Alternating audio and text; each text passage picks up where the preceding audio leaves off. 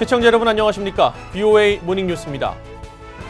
북한의 김정은 위원장이 남북 접경 서부전선을 방문해 해안포 사격을 지시했습니다. 한국 국방부는 9.19 군사합의 위반이라면서 긴장을 고조시키는 모든 군사행위를 즉각 중단하라고 촉구했습니다. 서울에서 한상미 기자가 보도합니다. 북한의 김정은 위원장이 서부전선에 있는 창린도 방어부대를 찾아가 해안포 사격을 지도했다고 조선중앙통신 등 북한 매체들이 보도했습니다.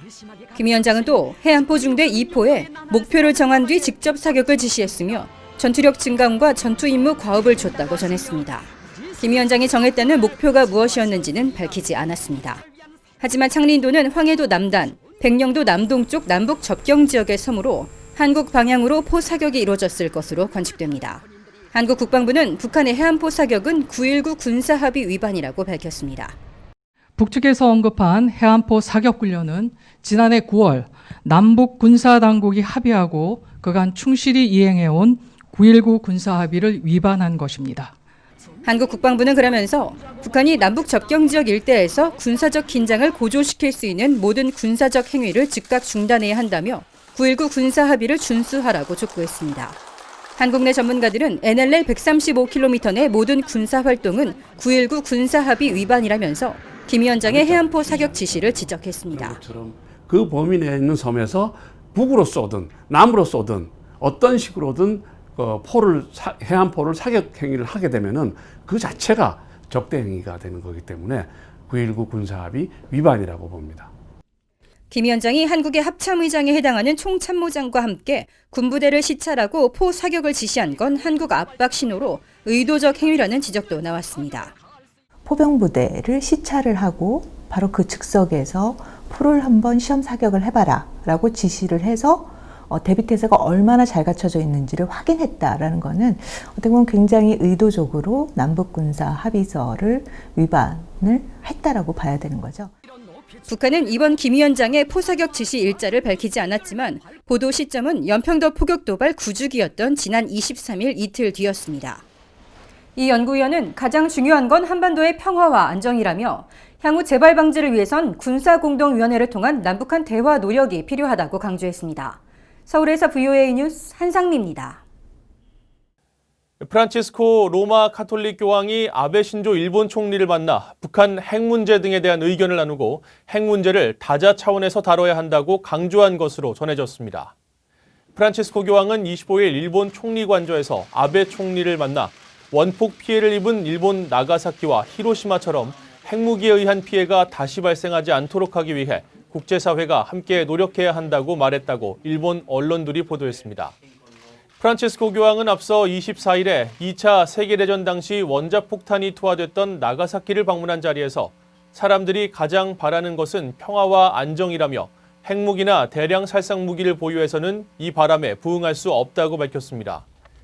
이에 대해 아베 총리는 일본이 유일한 전쟁 피폭국으로 핵무기 없는 세계 실현을 위해 국제사회를 주도하는 사명을 안고 있다고 답하고 교황에게 북한에 의한 일본인 납치 문제 해결을 위한 협력을 요청했다고 일본 교도통신이 보도했습니다. 일본을 방문한 존 설리번 미국 국무부 부장관이 한국과 일본의 외교수장 등과 만나 대북공조와 미한일 3자 안보 협력을 강조했습니다. 한국 정부가 한일 군사정보보호협정을 연장하기로 결정한 뒤 양국은 다음 달 정상 간 만남을 추진하기로 했습니다. 박형주 기자의 보도입니다. 존 설리번 미 국무부 부장관은 23일 마이크 폼페오 국무장관을 대신해 참석한 일본 나고야 G20 외무장관 회의 기간 한국과 일본 외교수장 등과 만나 북한 문제 등 양국 간 현안을 논의했습니다. 국무부는 설리번 부장관과 강경화 한국 외교장관이 최종적이고 완전하게 검증된 북한의 비핵화를 보장하기 위해 긴밀한 조율을 유지하기로 약속했다고 밝혔습니다. 또 미한일 3자 협력의 중요성을 재확인했다면서 특히 안보와 경제 분야를 명시했습니다. 이어 설리번 부장관은 앞서 모테기 도시미스 일본 외무상과 만나 양국이 북한의 비핵화 등 안보 현안에서 긴밀한 협력을 지속하기로 약속했다고 전하면서 미한일 3자 협력을 강조했습니다. 이번 회동들은 한국 정부가 군사정보보호협정 지소미아를 조건부로 연장한다고 발표한 다음 날 이루어졌으며 국무부는 회동 소식을 전하면서 북한 문제에 대한 안보 현안 등 미한일 3국 공조의 필요성을 거듭 강조했습니다. 이런 가운데 한국과 일본 외교수장은 이날 별도의 회동을 통해 양국 갈등 해결 방안을 논의했습니다. 비공개로 진행된 이번 만남에서 양측은 다음 달 말 중국에서 열리는 한중일 정상회담을 계기로 한일 정상회담을 추진하기로 한 것으로 전해졌습니다. 한편 한국과 일본 정부는 지소미아 연장 결정의 배경과 발표 문제를 놓고 엇갈린 주장을 내놓으며 진실 공방을 벌이기도 했습니다. VOA 뉴스 박형주입니다. 일본을 방문한 존 설리번 미 국무부 부장관이 23일 세르게이 라브로프 러시아 외무장관과 만나 북한 문제 등 양국 현안을 논의했습니다. 두 사람은 이날 G20 외교장관 회의가 열린 나고야에서 만나 북한과 시리아 등 국제안보 도전 과제를 포함해 양자 현안과 영내 현안을 논의했다고 국무부가 밝혔습니다. 이번 회동은 북한의 최선희 외무성 일부상이 5박 6일간 러시아를 방문한 직후 이뤄진 만큼 러시아 측이 북러 간 의견 교환을 토대로 미북 협상을 재개하기 위한 협력 방안을 미국에 제시했을 것으로 관측되고 있습니다.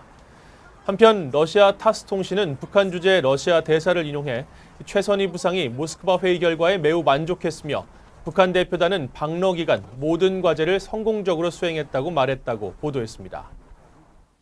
미국의 전직 고위 관리들은 한국 정부가 한일 군사정보보호협정 지소미아에 대한 조건부 유지 결정으로 최악의 파국은 면했지만 여전히 불안정 요소가 많다고 지적했습니다.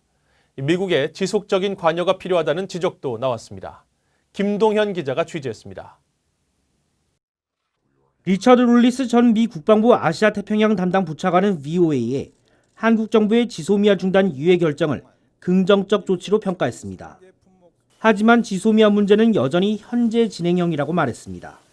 This is a highly conditional extension, and that it is conditional on undefined positive actions by the Japanese. 아울러 일본 정부 역시 수출 규제 문제와 지소미아 문제는 무관하다는 점을 분명히 하고 있기 때문에 미국은 양측의 다른 셈법을 면밀히 지켜보며 유연한 대응을 독려할 필요가 있다고 말했습니다. 게리 세이모 전 백악관 대량살상 무기 조정관도 미국의 지속적인 관여가 중요하다고 말했습니다. If the U.S. doesn't try to solve, then these problems get out of hand, and they escalate and damage the broader U.S. national interest in terms of maintaining a strong alliance. 에반스 리비어 전 국무부 동아태 담당 수석 부차관보는 지소미아 철회 위협은 동맹으로서 한국에 대한 미국의 신뢰 약화 등 미한 관계를 손상시켰다면서도 한국 정부의 지소미아 철회 중단 결정은 현명했다고 평가했습니다. 또 상원의회는 결의안을 통해 한국의 지소미아 철회 결정에 대한 강한 반발을 보여줬다면서 만약 한국 정부가 지소미아 중단을 결정했다면 미한 동맹 손상은 더 심화됐을 것이라고 말했습니다. 알렉산더 버시바우 전 주한미국 대사는 한일 간 입장차를 완벽하게 해소하는 것은 어렵겠지만 양국 정부가 이번 새로운 기회를 바탕으로 타협점을 찾고 안보와 다른 양자 문제를 분리하기를 기대한다고 밝혔습니다. 그러면서 미국 역시 한일 두 동맹의 지나치고 비이성적인 방위비 분담금 요구 입장을 철회하는 방식으로 화답해야 한다고 말했습니다. VOA 뉴스 김동현입니다. 미국 상원 외교위 동아태 소위 민주당 간사인 에드워드 마키 의원이 다음 달 열리는 유엔 안전보장이사회 회의에서 북한 인권을 논의할 것을 촉구했습니다. 마키 상원 의원은 최근 켈리 크래프트 유엔 주재 미국 대사에게 서한을 보내 이같이 요구하며 지난해에 이어 올해도 안보리에서 북한 인권 논의가 없는 상황은 받아들일 수 없다고 강조했습니다.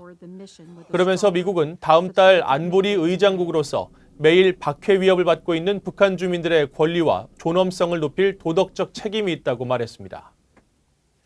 유엔 산하 세계 식량 계획 WFP를 통해 올해 10월까지 북한 지원 사업에 동참한 나라는 한국과 캐나다, 러시아, 프랑스, 스위스, 인도 등 모두 7개 나라인 것으로 나타났습니다. WFP는 20일 발표한 북한 영양 지원 활동과 평가를 담은 10월 북한 국가 보고서에서 지난달 북한에 지원한 식량은 총 1,502톤으로 전달보다 21% 감소했다면서 이 같은 내용을 밝혔습니다. 보고서는 이어 북한 주민의 기대 수명이 71.6세로 다른 나라보다 비교적 낮고 북한 인구 전체의 40%인 1,000만여 명이 영양실조 상태이며 5살 미만 어린이 19%가 영양 결핍 상태라고 지적했습니다. 이상으로 BOA 모닝뉴스를 마칩니다. 시청해주신 여러분 고맙습니다.